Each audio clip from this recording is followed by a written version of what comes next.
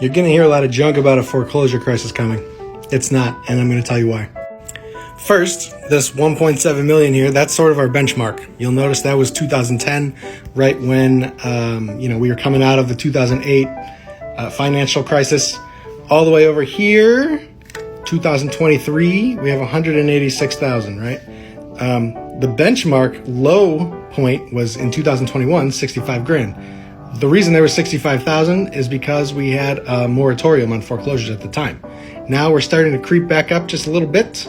2022, first half of 2023, we're creeping. We're going to give this some context. All right, now forbearance is the thing that happens before foreclosure. The banks don't want to foreclose on you because it's a pain in their ass.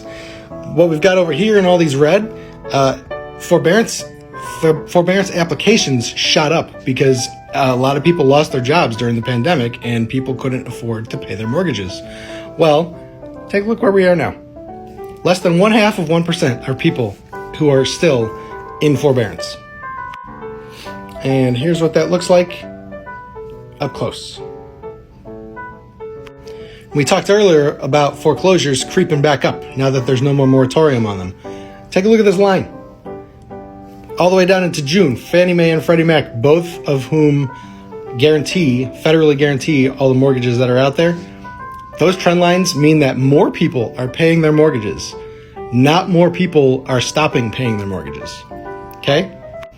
If we are getting ready to see a foreclosure crisis happen sometime in the near future, these lines will be your first indicator that shit's about to go south. This is a little chart that talks about who has what kind of equity in their place. There's 138 million dwellings in the United States. Almost 40% of them own their home free and clear. 40% of the people, 58 million people or something, don't have a mortgage. The other 60% have varying levels of equity. 2.1%, or like 1.5 million people, 1.7 million, something like that, have less equity than the house is worth. Now, that's a sucky situation for them right now. They're probably in areas like Phoenix, Boise. A lot of those places that shot up the fastest have shot down the fastest and corrected. But the fact that this isn't happening anywhere near on a large scale, the people in this country are pretty much set with the housing that they have. You know why?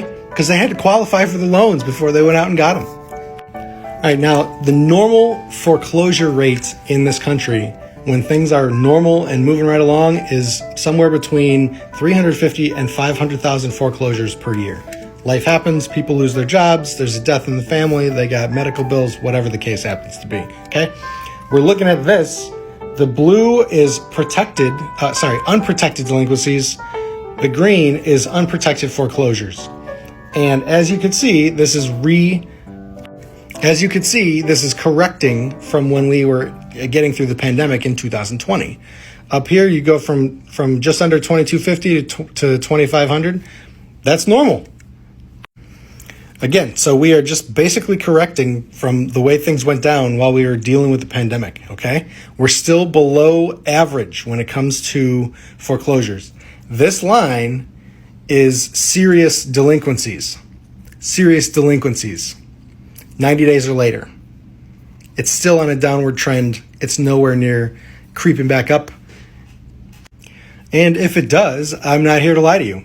I'll be tracking this graph as we go on, and hopefully we continue to see the same downward trend that we've been seeing for 2 years now.